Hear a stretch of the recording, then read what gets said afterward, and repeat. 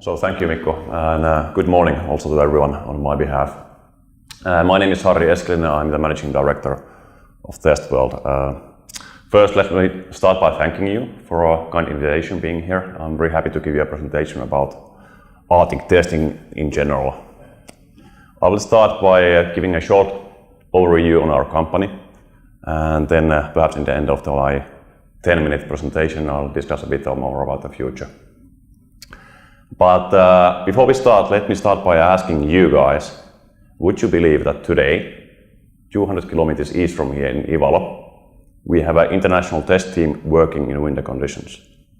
Today, in comfortable -10 degrees, testing on both ice and snow. If you bear with me, I'll show you how in a few moments. But firstly, very shortly about the company. We are totally independent, private, impartial testing company. And we've been working in Ivalo since '91, so this is our 22nd year of operations. So it's not really a new company that way. And our main business has been and will be in the future testing automotive products in the winter conditions. That's where we have our own know-how.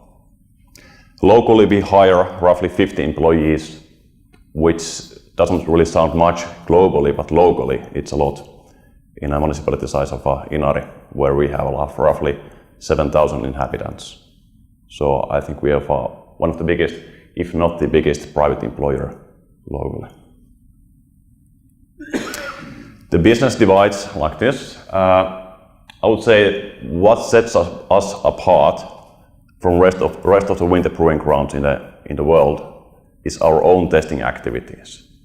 And this means that the manufacturers, tire manufacturers, they send us the prototype tires. And our engineers, our drivers, our instrumentation, our tracks, our vehicles, we perform testing for them. In a sense, we are selling results, an Excel sheet. So after sending the results, we try to remember to send also the invoice, and the customer try to remember to pay it. Gets more and more tricky every time. In addition to our testing services, we of course make type approvals with cooperation with several authorities around the world. RDW in the Netherlands, VCA from the UK, and Finnish version Trafi. Now, as we are testing products for manufacturers, we have a lot of tracks. And we also rent these tracks for car manufacturers, for tire manufacturers, and component manufacturers who choose to come to Ivalo themselves, just hire the track from us and carry out testing on their own. So we are only supporting them in this role. Location-wise, this is a slide when I typically show it to customers, it's that far. But it's not really that far unless the airline is on strike, but they never do that. So location-wise, this is the best place in the northern hemisphere for winter testing. The season is very long, it's very cold, and the conditions are very stable.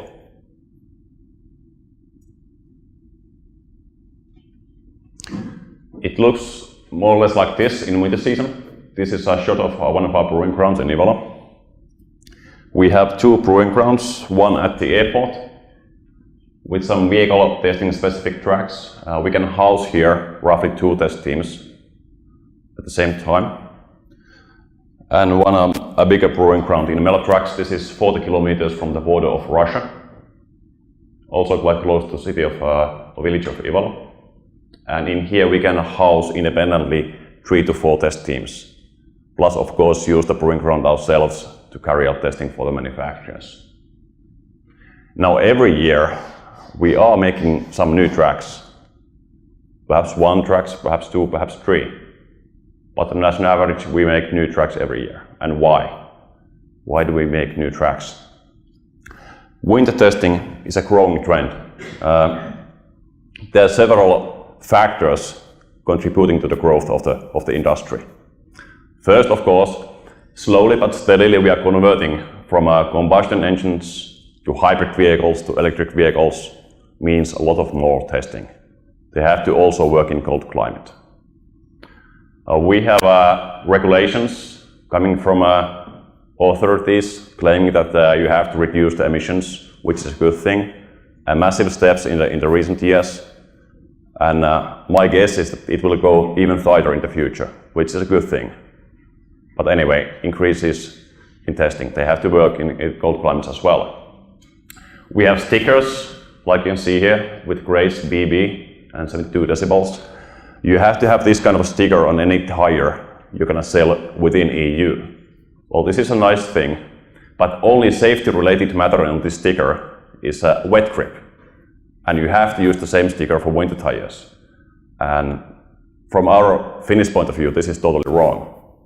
Because sometimes, and quite often, wet grip of a tire is conflicting with the grip the tire has on ice and snow. So if it's very good on wet, it's probably quite bad on ice and snow.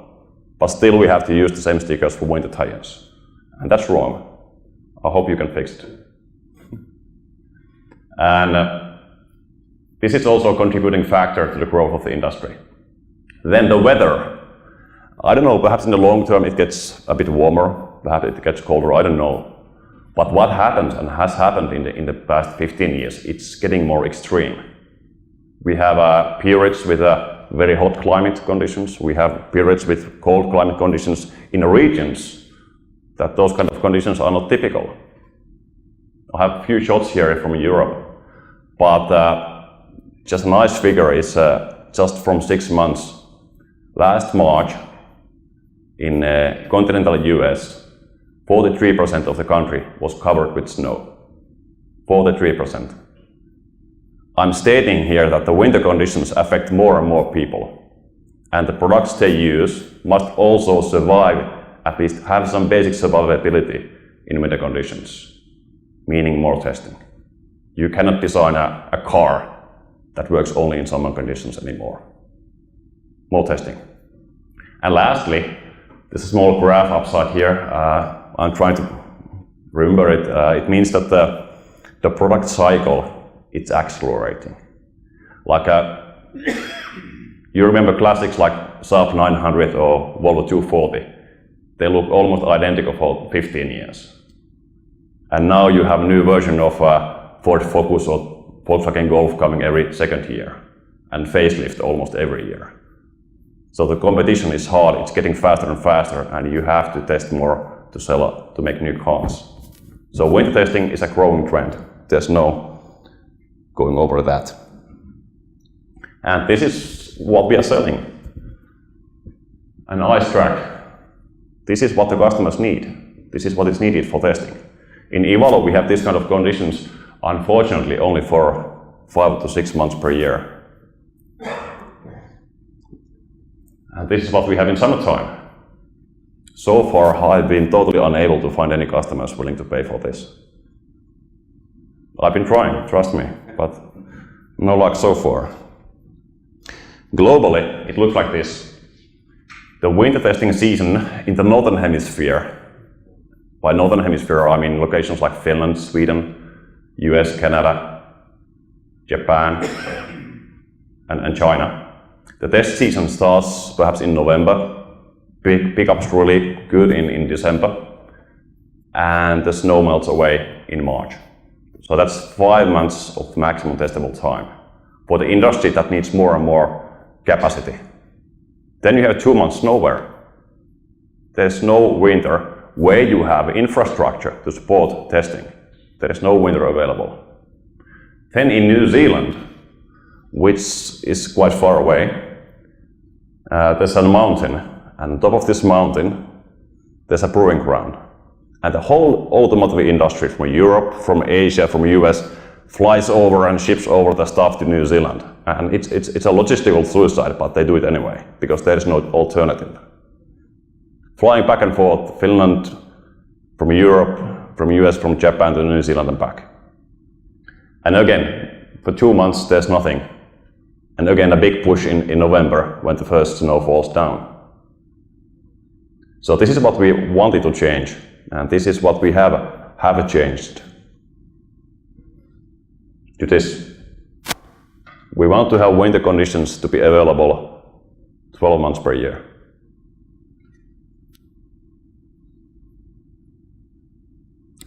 The idea of a 12 months per year winter, meaning an indoor facility, it's not a new idea. It has been around for, 20 years.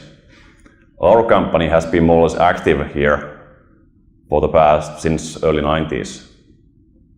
But the recent activities really picked up pace just 5 years ago. And it's a huge investment. I guess this is the reason that no one has done it before. It is a huge investment. And we have had several partners.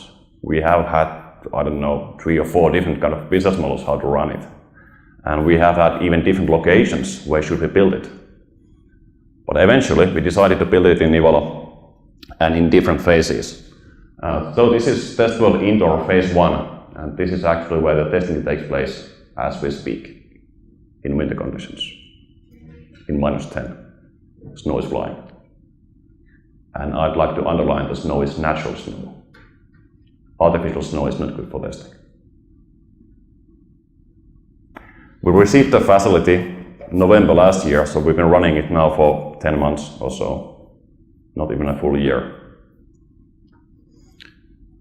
And this is what it seems inside. What we have is natural snow and ice available in summertime.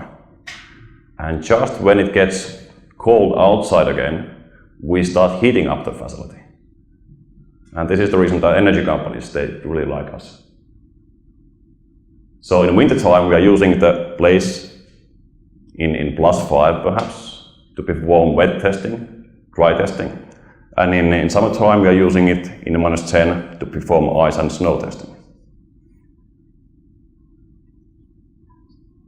It looks more or less like this, roughly 200 meters long, 60 meters net length, wide.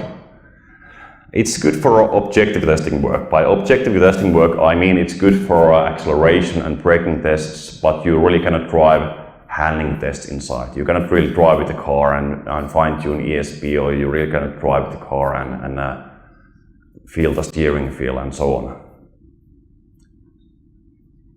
So the next step would be indoor phase 2. In the picture here you have indoor phase 1, and the phase 2 will be built just next to it, and it will look like quite funny outside. But this is all covered building, and we will concentrate more on the handling characteristics in here. So it is a handling track, only built indoors. What we can do inside is control the climate totally. We can adjust the platform temperature, we can adjust the air temperature, and we can adjust the air humidity. And absolutely the engineers, they love it.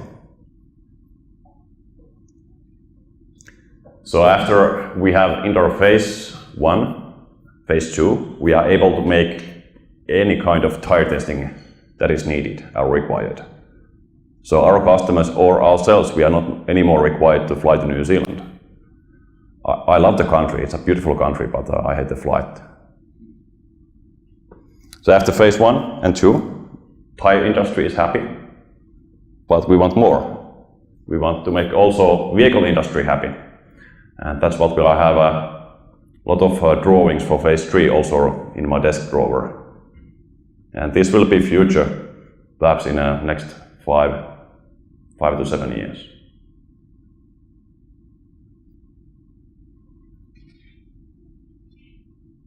Thank you very much. Thank you, Mr. Harri Eskelinen.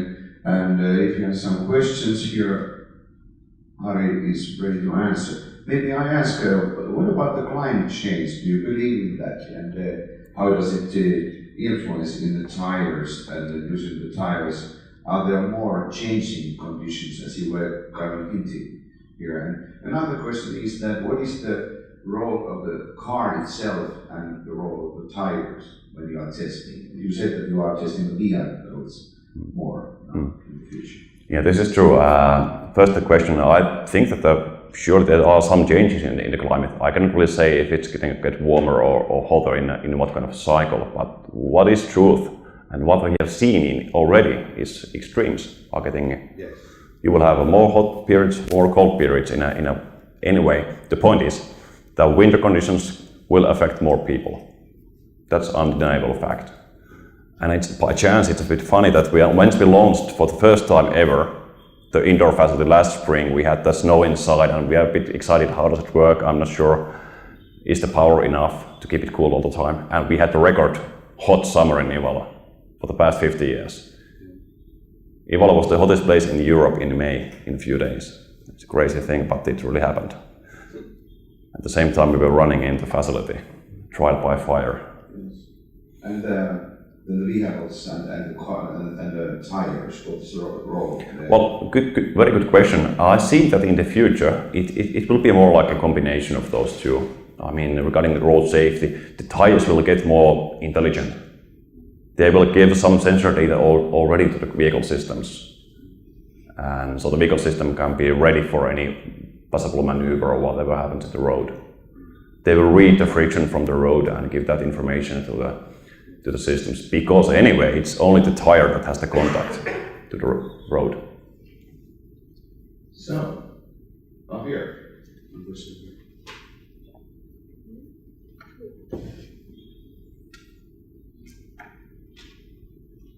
This is a question relating the capital structure of the company. In Catalonia, we're very interested in developing with government ways to fund tech transfer.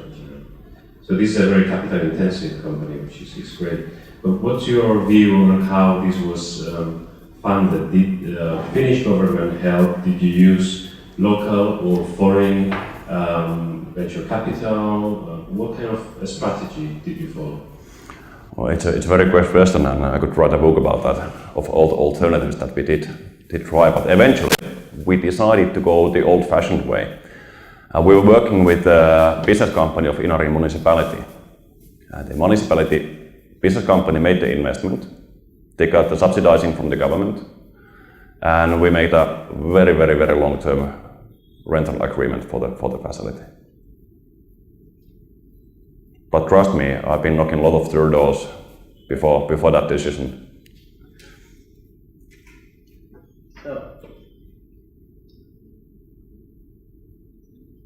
If they are not, oh, there's just a short question. From Belgium. Yeah, you also test motorcycle tires? Not really, not yet, but we have some customers who are renting our tracks to test those. But I'm being quite honest here, we don't have the know-how to do so ourselves. But we are renting tracks for this purpose, yes. And volunteering? Yeah, me too. I'm lining up for the same thing. So, thank you, Harri Eskelinen, and good luck with your project in the future. So we can also have the conditions like in New Zealand. You don't have to go to New Zealand. Absolutely, thank you. Yeah, thank you very much.